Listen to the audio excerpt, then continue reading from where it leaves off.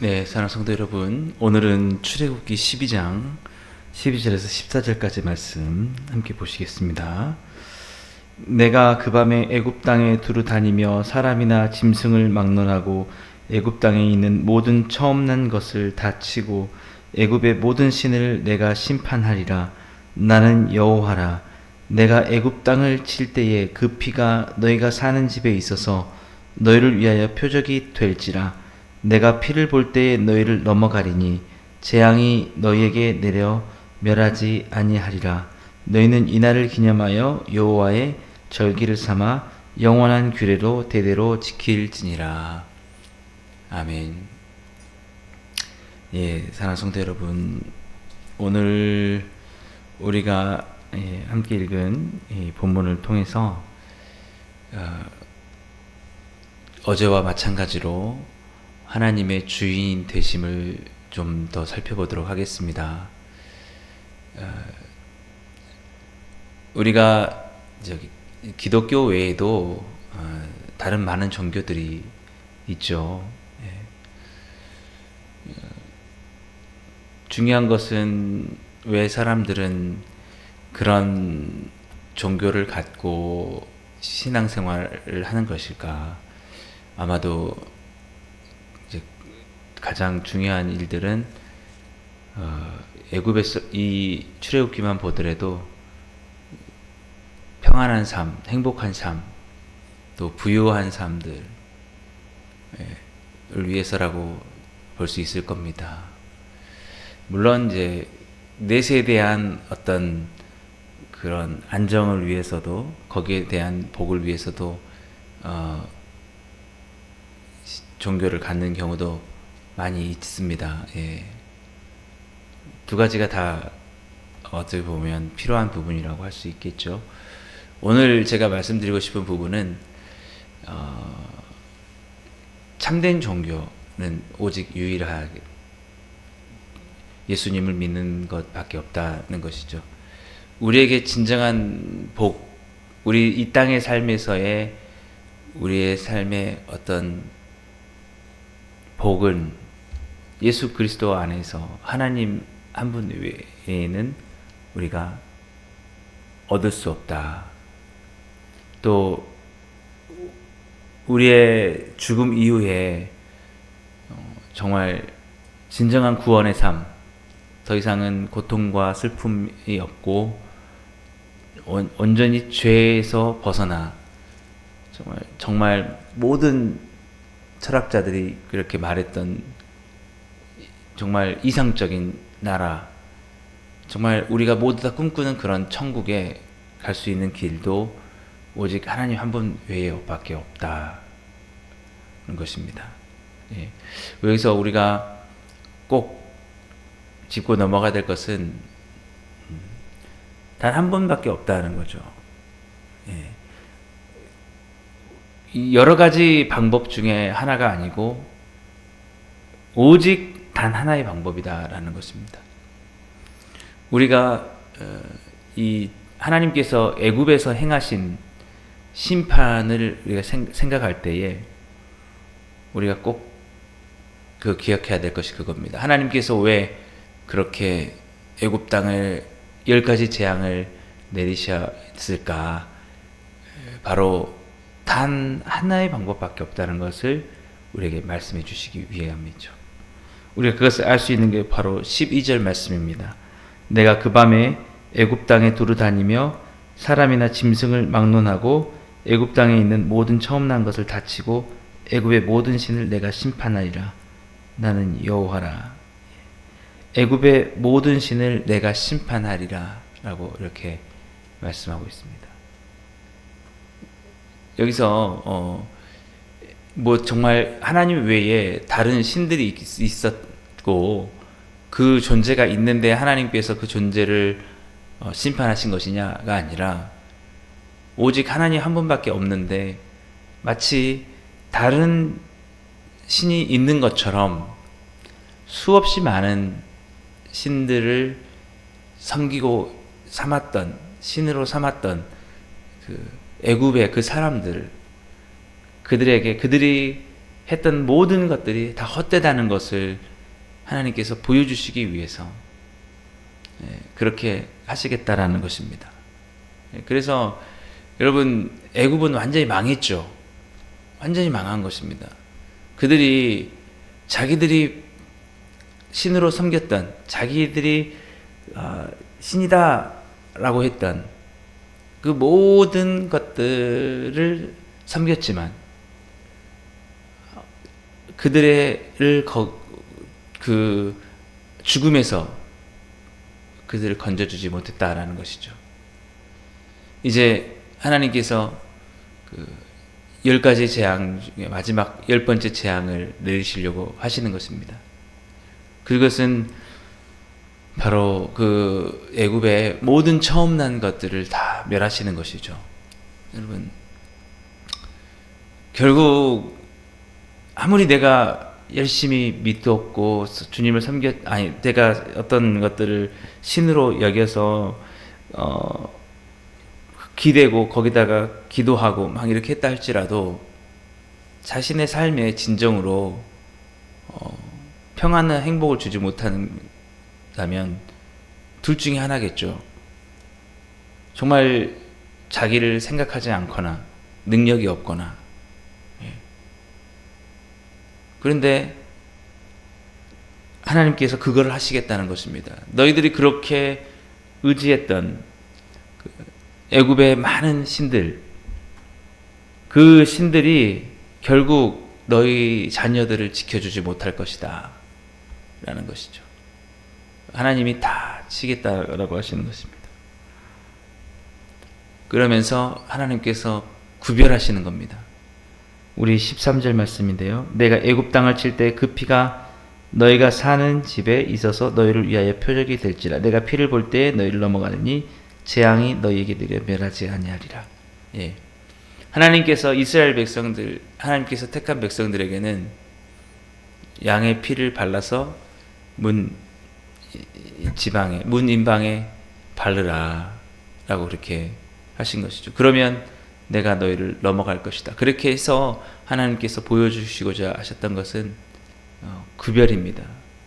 정말 하나님을 믿는 백성, 하나님에게만 나와서 그의 복을 구하고 구원을 구하는 그 백성들에게 하나님은 구원의 은혜를 베푸시겠다. 그래서 실제적으로 어떻게 됐습니까? 우리가 6월절이라고 너무나 잘 알려진 그 밤에 애굽의 모든 처음 난 그것은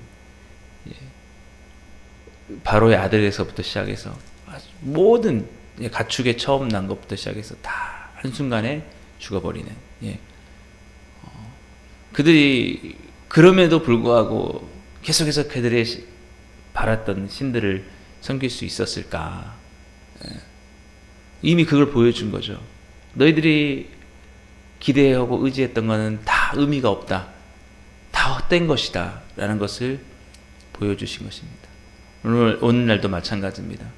여러분, 예수님을 믿는 것은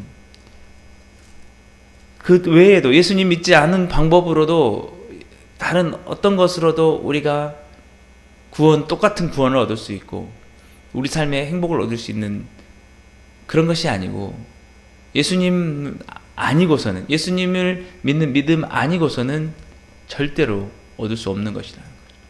여러분, 이것을 우리는 경험을 통해서도 확신을 해야 됩니다. 여러분, 우리가 지금 한번 이 상황을 살펴보십시오. 애굽의 상황은 죽느냐 사느냐의 문제입니다. 나라가 망하느냐, 나라가 세워지느냐의 문제거든요. 그런데 우리가 이 출애굽기를 보면 아시지만 이 애굽 사람들 중에서도 이제 그 자기들이 믿었던 신들이 아무런 능력이 없다, 자기들을 행복하게 해줄 수 없다는 것을 아는 애굽 사람들은 그 이스라엘 백성들이 하는 것을 그대로 따라 하게 됩니다. 정말 이런 것을 볼 때에 우리가 알 수 있는 것은 여러분, 정말 죽고 사는 이 문제에 있어서 우리가 느슨할 필요가 없다는 것이죠. 우리는 절박한 심정으로 정말 나의 삶을 구원해 달라고 간절한 마음으로, 간절한 믿음으로 그렇게 하나님께 나와야 되는 것입니다. 여러분, 어떠한 위기 가운데, 어떠한 고통 속에, 어떠한 슬픔 가운데 있어도 우리가 기억해야 될 것이 있어요. 다른 나는 방법이 있을 거야. 하나님이 주시는 은혜가 아니고 하나님의 도우심이 아니고도 나는 나의 나름대로 해왔던 어떤 방식들, 그런 것들이 나의 삶에 정말 진정한 복을 줄 수 있을 거야. 여러분, 그렇게 우리가 생각해서는 안 되는 거죠. 여러분, 그렇게 느슨한 마음이 아닌 것입니다. 죽기 아니면 살기입니다. 오늘 이 6월절 역시 그 밤에 지나가면 끝나는 거예요. 하나님 한번 지나가시면 이제는 죽음이냐 생명이냐로 나뉘는 겁니다. 여러분, 그런 속에서 어떻게 하지? 여러분, 이 정도도 굉장히 여유가 있는 거죠. 그럴 시간이 없어요. 완고하게 버티는 건 더더욱 답이 없겠죠. 제가 정말 답답한 게 뭐냐면, 정말 사람들이 하나님 외에도 다른 어떤 많은 방법들을 찾는다는 거죠. 다른 것으로도 은혜와 복을 얻을 거라고 생각을 하는 거죠. 그러나 경험적으로 무엇을 얻게 됩니까? 정말 그렇게 다른 신들, 다른 어떤 방법이 정말 여러분들 삶 속에, 우리 삶 속에 역사적으로 봤을 때 그런 복을 주느냐? 그렇지 않다라는 것이죠. 그렇지 않다라는 것이죠. 오늘 하나님의 심판이 시작되는 것입니다.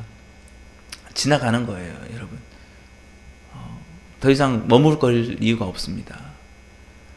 우리는 하나님께 우리의 마음을 다 내어놓고 전적으로 의지하고 그분의 주권을 인정해야 됩니다. 주여, 주님의 은혜 아니고서는 내가 설 수가 없습니다. 은혜 아니면 내가 갈 수가 없습니다. 주여, 내게 은혜를 베풀어 주십시오. 정말 살고 싶다면 정말 하나님의 방법을 따라야 되는 거예요. 우리가 예수님을 따르고 믿고 의지할 때, 그래, 많은 것 중에 이게 괜찮아가 아닙니다. 이 길밖에 없기 때문에 예수님, 나를 구원해 주십시오. 나를 이 영원한 죽음에서, 영원한 멸망에서 건져줄 수 있는 것은 오직 예수 그리스도의 보혈의 은혜밖에 없습니다. 우리가 십자가의 복음을 받을 때도 정말 그런 절박한 마음으로 받아야 되는 거예요. 절박한 심정으로,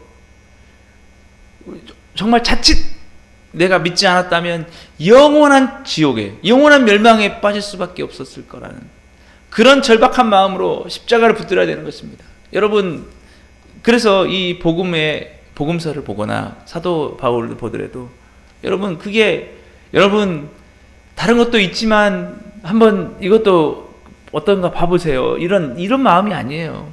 죽느냐 사느냐, 그리스도를 믿는 자 안에만 하나님의 그 놀라운 구원의 은혜와 행복이 있다라는 그 절박한 마음을 가지고 그렇게 했다라는 거예요. 여러분, 우리가 다시 그것을 생각할 필요가 있습니다.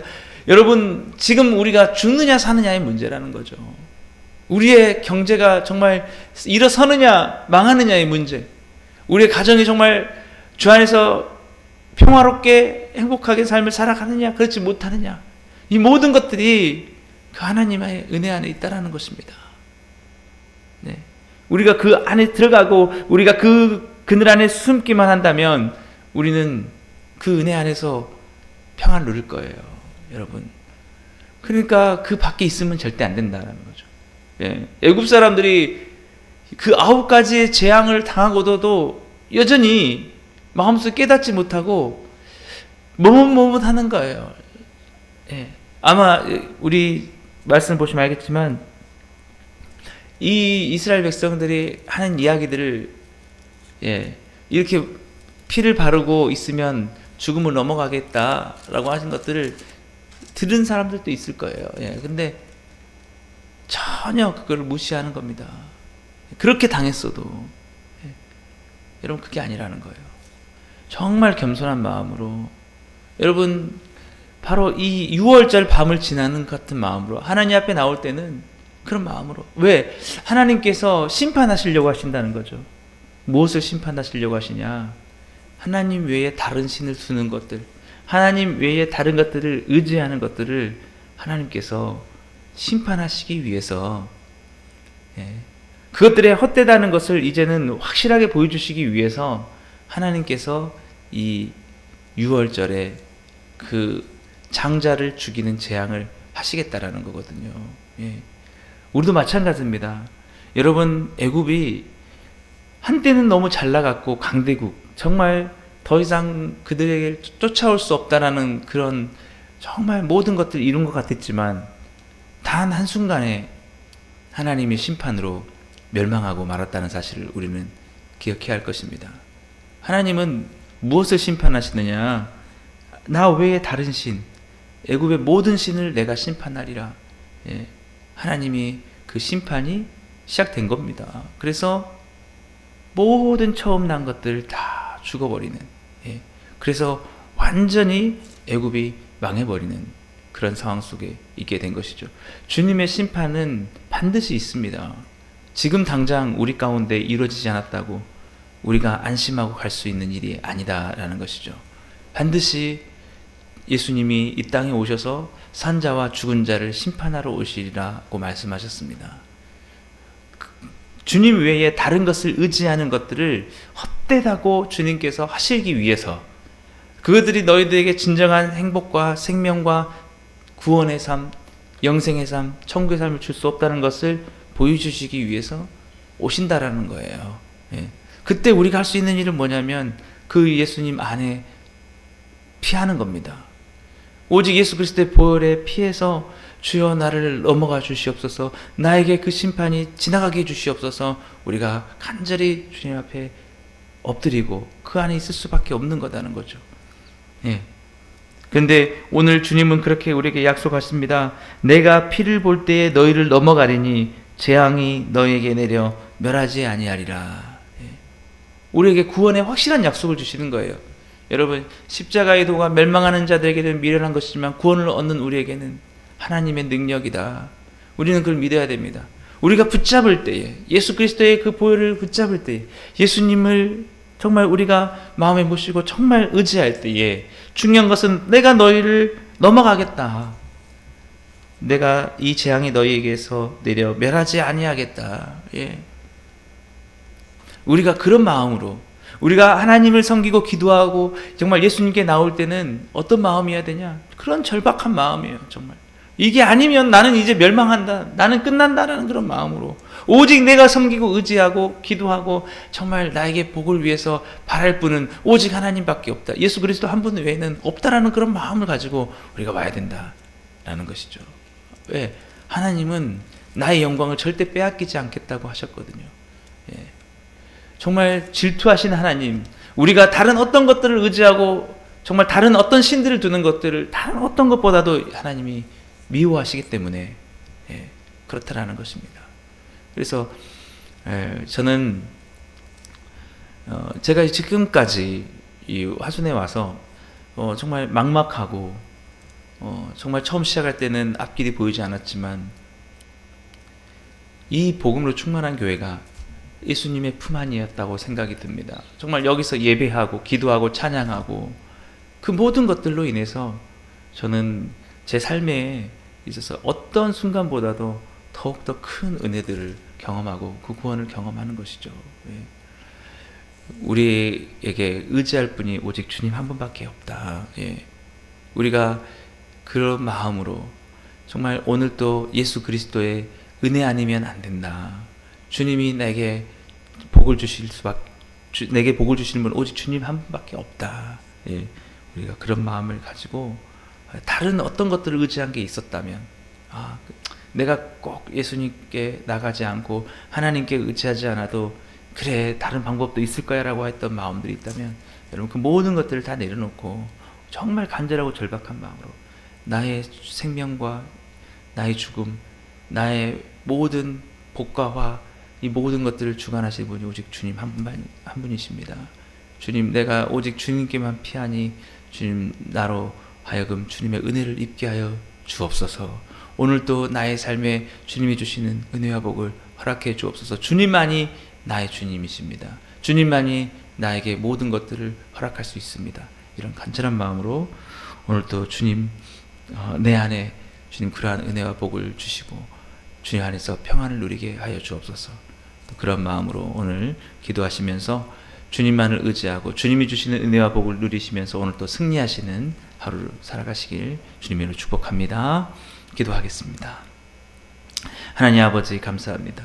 오늘 이 시간 주님, 우리 주님 외에는 다른 신이 없다는 사실을 기억하게 하여 주옵소서. 주님께서 애굽의 모든 신을 심판하시고 주님이 주인 되심을 나타내셨던 것을 기억하며 오직 주의 은혜만을 간구하며 주께 나와 기도하게 해 주옵소서. 우리의 삶과 죽음, 우리의 모든 성공과 실패가 오직 주님의 은혜와 능력 안에 있다는 것을 믿으며 오늘도 주님께 믿음으로 간구하며 나아갈 수 있는 주님의 백성들 다 되게 해 주옵소서. 예수님의 이름으로 감사하며 기도드리옵나이다. 아멘. 오늘도 우리 말씀을 생각하시면서 함께 기도하시고 오늘 우리 하루의 삶 가운데 주님의 은혜가 충만하도록 함께 기도하시고 여러분의 각자 가지고 나오신 기도 제목 가지고 기도하시고 자유롭게 돌아가시겠습니다.